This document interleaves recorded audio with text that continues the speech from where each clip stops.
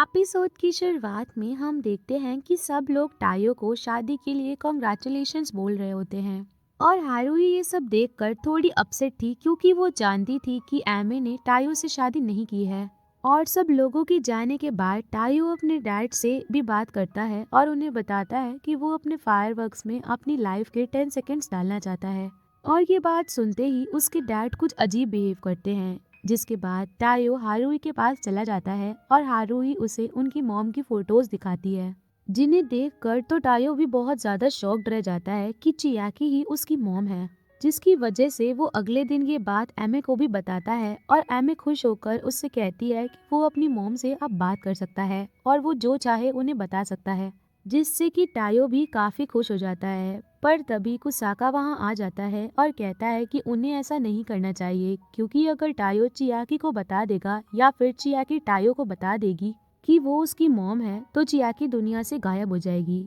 क्योंकि वो जब गाइड बनी थी तो उसने गॉड से ये प्रॉमिस किया था कि वो अपनी आइडेंटिटी सीक्रेट रख कर अपना काम करेगी और अपने बच्चों से एक बार फिर मिलेगी। पर अब टायो अपनी मॉम को कहकर बुला भी नहीं सकता था, क्योंकि अगर ऐसा होता तो चियाकी मूनलाइट बनकर गायब हो जाती। अब ये जानकर एमी और टायो थोड़े दुखी हो जाते हैं। वहीं दूसरी तरफ हम देखते हैं कि टायो के डैड टायो की कही हुई बात याद कर रहे होते हैं और उन्हें याद आता है कि टायो जिन 10 सेकेंड्स ऑफ लाइफ की बात कर रहा था वो बात तो टायो के डैड ने सिर्फ चियाकी से कही थी और उसे बताया था कि एक फायरवर्क को बर्स्ट होने में 10 सेकेंड्स लगते हैं और इसीलिए 10 सेकेंड्स की टायो के डैड की लाइफ में बहुत इम्पोर्टेंस है। पर ये बात तो सिर्फ टायो की मॉम को पता थी, तो टायो को ये कैसे पता चला, वो उसके डैड समझ नहीं पाते हैं। और तभी हारुही से मिलने सुकासा आ जाता है और वो हारुही को बताता है कि एमे बहुत जल्दी अपनी आई साइट खोने वाली है। जो सुनकर हारुही कहती है कि वो ये सब जानती है, पर अब वो एमे से मिल नहीं सकती क्योंकि उसने एमे को उस दिन बहुत बुरा भला कहा था और टायो से दूर रहने के लिए भी कहा था। जो सुनकर सुकासा उसे समझाता है कि उसके पास अब बहुत कम टाइम बचा है एमे से कम्युनिकेट करने का, तो उसे एमे से सॉरी कहना चाहिए। जिसके बाद हम टायो को देखते हैं और एमे उसे बेस्ट ऑफ लक कहती है, क्योंकि टायो आज अपनी मॉम यानी कि चियाकी से बात करने वाला था। वहीं दूसरी तरफ चियाकी कुसाका के साथ होती है और कुसाका एक म्यूजियम की तरफ देखकर सोच रहा होता है और चियाकी के पूछने पर वो उसे बताता है कि टायो को अपनी मॉम के बारे में पता लग चुका है। तो अब क्या चियाकी अपनी गाइड की ड्यूटीज पूरी करेगी या फिर टायो को सच बताकर मूनलाइट बन जाना चाहेगी। जिसके बाद हम चियाकी को टायो से मिलते हुए देखते हैं और टायो चियाकी को डायरेक्टली सब कुछ नहीं बोल सकता था और इसीलिए वो चियाकी को मैसेंजर बनाकर अपनी मॉम के लिए उसे बताता है कि वो अपनी मॉम को सॉरी कहना चाहता है, क्योंकि सब कुछ उसकी गलती की वजह से हुआ था और उसकी मॉम तो बस उसी की जान बचाना चाहती थी। जहाँ वो चियाकी को ये भी बताता है कि उसे अपने ड्रीम को पूरा करने के लिए उसकी मॉम और एमे ने ही मोटिवेशन दिया था और इसके लिए वो अपनी मॉम को थैंक्स भी बोलना चाहता था। जो सुनकर चियाकी बहुत ज्यादा इमोशनल हो जाती है, पर वो कुछ भी कह नहीं सकती थी। जिसके बाद वो टायो से एक विश मांगती है। वहीं दूसरी तरफ एमी अपने सेंसेस के बारे में सोच रही होती है कि वो सब कुछ खोने वाली है और एक डार्कनेस में जाने वाली है, तो वो कुसाका से रिक्वेस्ट करती है कि वो सारे सेंसेस खोने के बाद मरना चाहती है और उसे जिंदा नहीं रहना है। जिस पर कुसाका उसे बताता है कि वो ऐसा नहीं कर सकता है। जहां कुसाका उसे अपनी स्टोरी भी बताता है कि वो भी एमे की तरह ही एक नॉर्मल इंसान हुआ करता था, जो कि अपने स्क्रीन राइटर बनने के ड्रीम को पूरा करना चाहता था। पर एक दिन उसे एक लड़की मिली जिससे कि कुसाका को प्यार हो गया और उन दोनों के ड्रीम्स भी सेम थे और वो लड़की एक एक्ट्रेस बनना चाहती थी, पर किसी वजह से उसका एक बहुत बुरा एक्सीडेंट हो गया और वो लड़की पैरालिसिस का शिकार बन गई। पर जब कुसाका उसे हॉस्पिटल में मिलने गया तो वहाँ उसे मिला एक गाइड जिसने कुसाका को मिरेकल के बारे में बताया और कुसाका ने डील एक्सेप्ट कर ली, जिसकी वजह से कुसाका उस लड़की की जगह पैरालाइज्ड हो गया और वो जानता था कि वो कुछ भी हो जाए वो लड़की उसके साथ ही रहेगी और प्यार करेगी। पर कुसाका यहाँ गलत था, क्योंकि वो लड़की फिर कभी उससे मिलने नहीं आई और कुसाका को बस उसका एक लेटर मिला जिसमें वो लड़की उससे कह रही थी कि वो उसे छोड़कर चली गई है क्योंकि वो अपने ड्रीम्स को पूरा करना चाहती है। जिसके बाद कुसाका ने अपनी लाइफ पैरालाइज्ड रह कर ही बहुत ही मुश्किलों के साथ काटी और फिर वो एक दिन मर गया और गाइड बन गया। जो सुनकर एमी बहुत ज्यादा डिप्रेस्ड हो जाती है। जिसके बाद हम टायो को देखते हैं जो कि घर जाकर अपने डैड और हारुई को फैमिली डिनर करने के लिए कहता है और वो डिनर टेबल पर एक चेयर अपनी मॉम के लिए छोड़ता है और अपने डैड और हारुई को भी ऐसा एक्ट करने के लिए कहता है जैसे कि उनकी मॉम उनके साथ ही बैठी हो। और तभी टायो सीक्रेटली चियाकी को भी वहां बुला लेता है क्योंकि असल में चियाकी ने टायो से यही विश मांगी थी कि वो अपनी पूरी फैमिली के साथ एक डिनर करना चाहती है, जहां अब वो सब बहुत एंजॉय करते हुए डिनर करते हैं और चियाकी भी ये सब देखकर बहुत खुश थी। जिसके बाद टायो और आरुई वहां से चले जाते हैं तो टायो के डैड भी एक बार टायो की बात पर भरोसा करके ये सोचते हैं कि चियाकी उनके पास ही बैठी है और वो चियाकी को उन लोगों की लाइफ इतनी ब्यूटीफुल बनाने के लिए थैंक्स भी करते हैं और ये भी बताते हैं कि चियाकी ने उसका प्रॉमिस पूरा किया और जब वो मर गई थी तब भी उसने उनकी फैमिली की फायरवर्क्स कंपनी को बारिश करके आग से बचा लिया क्योंकि यही प्रॉमिस उन दोनों ने एक दूसरे से किया था कि वो अपनी फैमिली को किसी भी हालत में प्रोटेक्ट करेंगे। जिसके बाद हम देखते हैं कि टायो के डैड टायो को भी अपनी लाइफ के 10 सेकेंड्स के बारे में बताते हैं और उनके लिए वो 10 सेकेंड्स थे चियाकी से पहली बार मिलते वक्त, जो सुनकर टायो भी समझ जाता है कि उसकी लाइफ के 10 सेकेंड्स कौन से हैं और वो एमे के घर के लिए निकल जाता है, जहां रास्ते में उसे चियाकी बताती है कि एमे को होप की जरूरत है क्योंकि वो सेंसेस खोने के साथ साथ ये उम्मीद भी खोती जा रही है कि वो अब भी जिंदा रह सकती है। जो सुनकर अब टायो एमे के लिए कैंडल्स लेकर जाता है और वो दोनों साथ मिलकर उन कैंडल्स को जलाते हैं और टायो एमे से कहता है कि एमे को उन कैंडल्स की फ्लेम की तरह अपने अंदर की होप को जिंदा रखना होगा और टायो पूरी कोशिश करेगा कि एमे को वापस से ठीक कर पाए क्योंकि वो एमे को एक पेटिसियर बनते हुए देखना चाहता था और उसके हाथों से बनी स्वीट्स को भी खाना चाहता था, जिसकी वजह से अब वो दोनों बहुत ज्यादा इमोशनल हो गए थे। अगले दिन एमे कुसाका से मिलकर उसे ये सब बताती है और कहती है वो जानती है कि वो जल्दी मर जाएगी पर फिर भी वो टायो को उसकी लाइफ में खुश देखना चाहती है और उसे लाइफ में आगे बढ़ते हुए देखना चाहती है क्योंकि भले ही उसे ये दुख होगा कि वो टायो के साथ नहीं रह पाई पर इससे ज्यादा उसे इस बात की खुशी होगी कि टायो की लाइफ में उसका इतना बड़ा सैक्रिफाइस है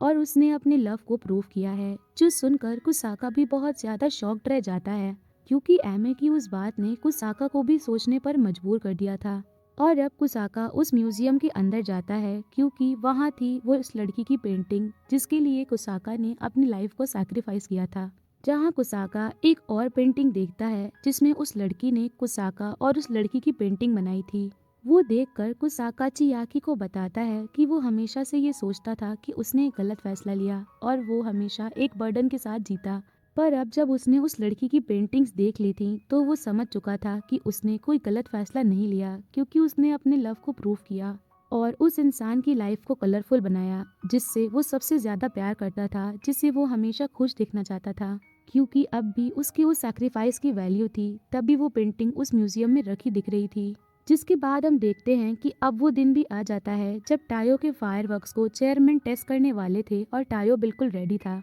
एमे के लिए उस टेस्ट को पास करने के लिए क्योंकि वो एमे को अपना सबसे बेस्ट फायरवर्क शो दिखाना चाहता था। टायो अपने फायरवर्क्स चेयरमैन को दिखाता है और चेयरमैन फायरवर्क्स देखकर अपना डिसीजन सुनाते हैं। वहीं दूसरी तरफ एमे भी टायो के आने का ही वेट कर रही होती है और तभी टायो वहां आ जाता है और वो एमे को बताता है कि वो फायरवर्क्स के लिए सेलेक्ट हो चुका है। जो सुनते ही एमे बहुत ज्यादा खुश होती है और वो मन में सोचने लग जाती है कि अब वो टायो को उसकी लाइफ का बेस्ट ड्रीम पूरा करने के लिए थैंक्स बोल सकती है और शायद जब वो उसके फायरवर्क्स देखेगी तो वही 10 सेकेंड्स उसकी लाइफ के बेस्ट 10 सेकेंड्स होंगे। जिसके बाद हम देखते हैं कि अब चेरी ब्लॉसम फेस्टिवल का दिन भी आ चुका था और टायो अपनी टीम और अपने डैड के साथ बिल्कुल रेडी था फायरवर्क शो के लिए और उसने एमे का दिया हुआ गुड लक चार्म भी पहना हुआ था। वहीं दूसरी तरफ एमे भी चियाकी से बात कर रही होती है और वो बहुत ज्यादा एक्साइटेड थी क्योंकि आज सबसे पहले टायो के डैड के फायरवर्क्स थे और उसके बाद सेकेंड शो टायो का ही होने वाला था।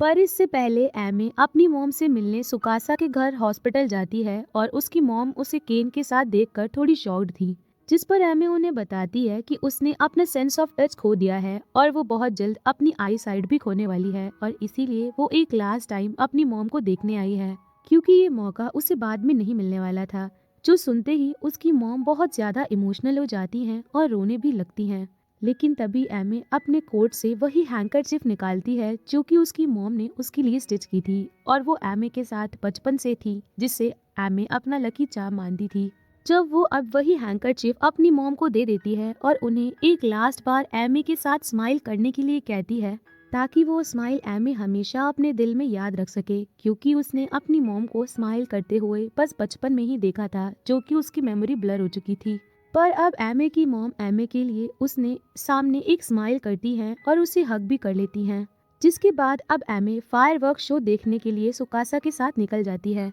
पर जाते वक्त वो सुकासा को भी अच्छे से थैंक्स कहती है, क्योंकि सुकासा ही वो इंसान था जिससे एमे ने अपनी बीमारी के बारे में सबसे पहले बताया था और आज तक सुकासा ने उसकी बहुत हेल्प करी थी। जिस पर सुकासा एमे से कहता है कि वो बहुत ज्यादा स्ट्रांग है और वो एमे पर बहुत प्राउड फील भी करता है, क्योंकि एमे इतनी बड़ी बीमारी के बाद भी इतना कुछ कर रही है और वो इतना सफर कर रही थी। जिसके बाद अब वो दोनों फायरवर्क शो देखने के लिए चेरी ब्लॉसम फेस्टिवल जाने के लिए निकल जाते हैं और एमी बहुत ज्यादा एक्साइटेड थी। वहीं दूसरी तरफ चियाकी भी बहुत ज्यादा खुश थी, क्योंकि वो अपने बेटे टायो के फायरवर्क्स फाइनली देखने ही वाली थी और एक तरह से टायो अपनी मॉम से किया हुआ प्रॉमिस भी पूरा कर रहा था और वो बहुत ज्यादा नर्वस था, क्योंकि आज उसके लिए उन फायरवर्क्स को परफेक्टली शो करने का पहला और आखिरी मौका था और वो बहुत मेहनत से सब कुछ सेटअप भी कर रहा होता है। लेकिन तभी टायो के डैड और चेयरमैन आसमान में छा रहे बादलों को देखते हैं और ऐसा लग रहा था जैसे बहुत तेज बारिश होने वाली है और तभी तेज हवाएं भी चलने लगती हैं।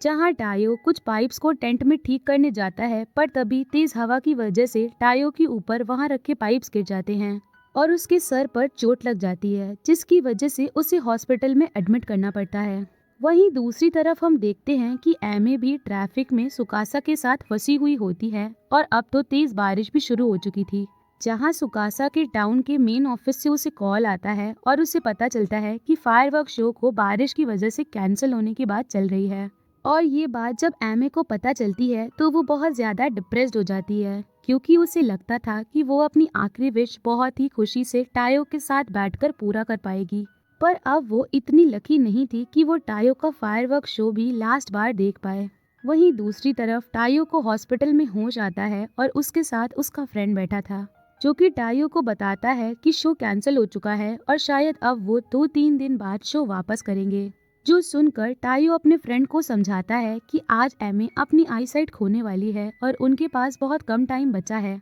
जिसमें टायो अपने फायरवर्क्स उसे दिखाना चाहता है। तो अब टायो के फ्रेंड को बॉस को जाकर, यानी कि टायो के डैड को जाकर शो कैंसिल होने से रोकना होगा और वो लोग बारिश के रुकने का भी वेट करेंगे, ताकि एक बार वो अपना शो कर पाएं। जिसके बाद टायो का फ्रेंड ये न्यूज़ बॉस को पहुंचा देता है और अब टायो के डैड को याद आता है कि टायो ने सच में उनसे ऐसा कहा था कि एमे का ये लास्ट चांस है उसके फायरवर्क्स देखने का, जिसकी वजह से अब टायो के डैड भी शो की तैयारी वापस से करने लग जाते हैं। वहीं दूसरी तरफ टायो चियाकी और कुसाका को बुलाकर उनसे बहुत रिक्वेस्ट करता है कि वो बस एक बार बारिश रुकवाना चाहता है, ताकि एमे के लिए वो शो कर सके। जिस पर कुसाका तो उसे मना कर देता है, क्योंकि उसके पास ऐसा कोई भी मिरेकल नहीं था। पर चियाकी को याद आता है कि अगर वो अपना सीक्रेट टायो को बता देगी कि वो उसकी मॉम है, तो वो मूनलाइट बन जाएगी और अगर ऐसा हुआ तो मूनलाइट आने की वजह से सारे बादल भी आसमान से हट जाएंगे और इसीलिए वो जल्दी से टायो के सामने ये बोल देती है कि वो उसकी मॉम है। और अब टायो की मॉम के पास अपने बेटे के साथ कुछ लास्ट मोमेंट्स थे,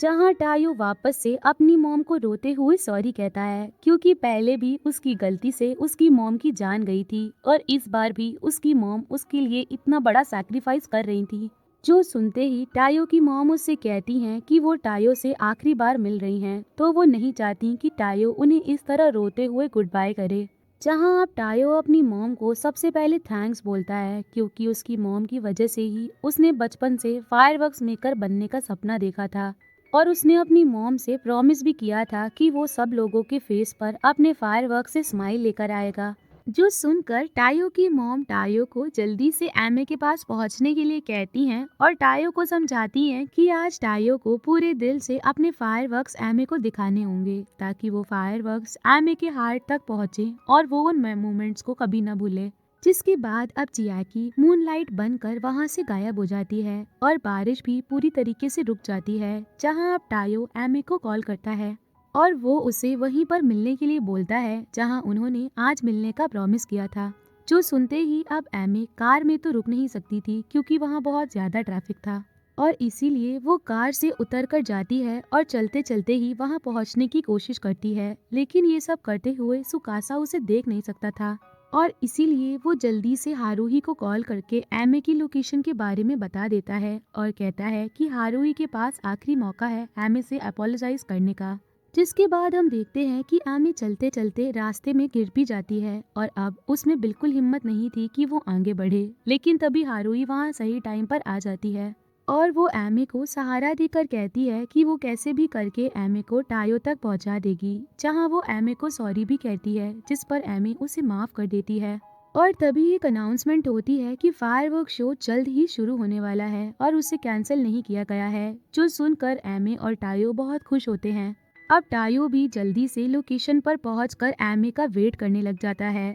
एमी के पास बहुत कम टाइम बचा था और वो अपनी आईसाइट खोने ही वाली थी, जहां वो जल्दी से फेस्टिवल में पहुंच जाती है और टायो से मिल भी जाती है। जिसके बाद वो दोनों जल्दी से अपनी जगह पर जाकर खड़े हो जाते हैं और अब एमी के पास सिर्फ थे 10 मिनट, जहां सबसे पहले टायो के डैड के फायरवर्क शुरू हो जाते हैं और जब टायो की बारी आती है तो फायरवर्क्स बर्स्ट होने में थोड़ा टाइम लग जाता है और अब कुछ ही सेकंड्स एमी के पास बाकी थे। तभी टायो एमी को बताता है कि उसने अपनी लाइफ के 10 सेकंड्स उस टाइम को माना है जब वो पहली बार एमी से बात करने स्कूल में आया था और उन दोनों ने वही रेड अम्ब्रेला शेयर किया था और उससे ही इंस्पायर होकर उसने अपने फायरवर्क्स बनाए थे। जो सुनते ही अब टायो के फायरवर्क्स आसमान में बर्स्ट होते हैं, लेकिन तभी कोई लड़की गलती से एमी को धक्का दे देती है, जिसकी वजह से एमी ठीक से टायो के फायरवर्क्स की तरफ देख भी नहीं पाती है और उसकी आईसाइट चली जाती है। लेकिन फिर भी वो टायो के सामने ऐसा रिएक्ट करती है जैसे कि उसने टायो के फायरवर्क्स देख लिए हैं,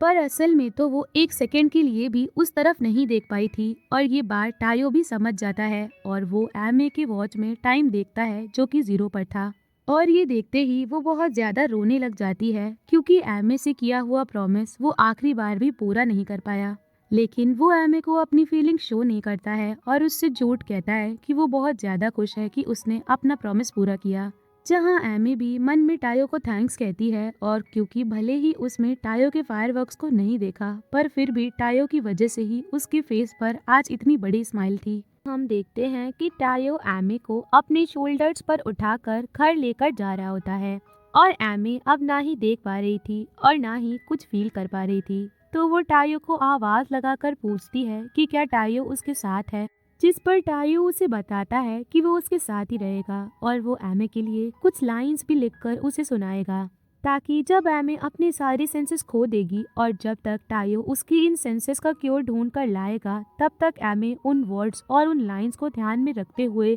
लाइफ में एक होप रखेगी और टायो उसे कभी अकेला नहीं छोड़ेगा। जिसके बाद हम देखते हैं कि एमी अपने रूम में सो रही होती है और उसके पास खड़ा था कुसाका, जहां एमी कुसाका से कहती है कि वो अपनी इन लास्ट मोमेंट्स को भी पूरे एंजॉयमेंट के साथ स्पेंड करेगी और तभी एमी की वॉच पर उसके सेंस ऑफ हियरिंग का भी काउंटडाउन आ जाता है और अब एमी के पास थे सिर्फ 6 दिन सेंस ऑफ हियरिंग को खोने के लिए, जहाँ कुसाका ये न्यूज टायो को भी दे देता है और बताता है कि एमी 31 मार्च को शाम 4 बजे अपना लास्ट सेंस भी खो देगी। जिस पर टायो इमोशनल होकर कुसाका से कहता है कि वो अब तक एमी के लिए क्योर नहीं ढूंढ पाया है और वो कुछ भी नहीं कर पा रहा है। जो सुनते ही कुसाका उससे कहता है कि अब भी उसके पास कुछ टाइम बचा है, जिसके बाद अब अगले दिन से एमी और टायो अपने लास्ट टाइम में स्पेंड करते हैं और टायो एमी को हर उस जगह लेकर जाता है जो एमी की फेवरेट थी। पर इसके साथ साथ टायो रोज वो लेटर लिखने की भी कोशिश कर रहा था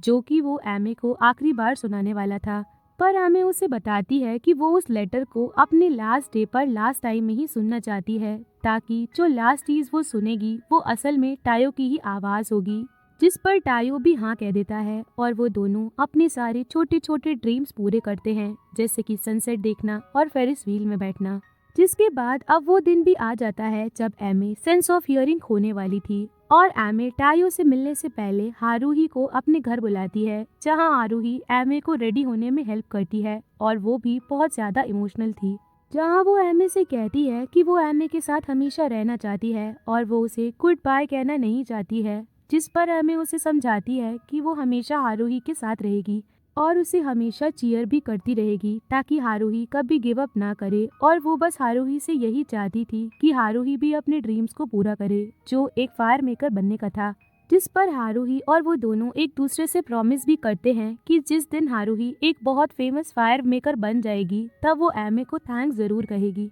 और वो उसे कभी भी नहीं भूलेगी, क्योंकि एमे उसके लिए एक बड़ी सिस्टर की तरह थी। जिसके बाद अब एमे टायो के साथ अपने स्कूल चली जाती है, क्योंकि ये वो आखिरी जगह थी जहाँ एमे टायो के साथ टाइम स्पेंड करना चाहती थी। और यहाँ आकर वो दोनों वहीं पर जाकर खड़े भी हो जाते हैं जहाँ टायो ने पहली बार एमे से बात की थी और उन दोनों ने अम्ब्रेला शेयर किया था। और वो स्कूल के हर एक कोने को फील कर पा रहे थे जहाँ उनके स्पेशल मोमेंट्स बीते थे। जहाँ अब टायो एमे से सॉरी कहता है और उसे बताता है कि काश उस दिन अगर बारिश नहीं हुई होती तो वो दोनों एक दूसरे से मिले भी नहीं होते और आज एमे को ये सब नहीं देखना पड़ रहा होता। पर एमे टायो को बताती है कि वो बहुत ज्यादा खुश है कि टायो उसे उसकी लाइफ में मिला, क्योंकि अगर भले ही बारिश नहीं हुई होती तो भी वो दोनों जरूर मिलके, क्योंकि उनकी डेस्टिनी थी। और टायो के मिलने से ही एमे एक अलग इंसान बन पाई थी जो वो कभी भी नहीं भूल सकती थी और वो हमेशा टायो को याद रखने वाली थी।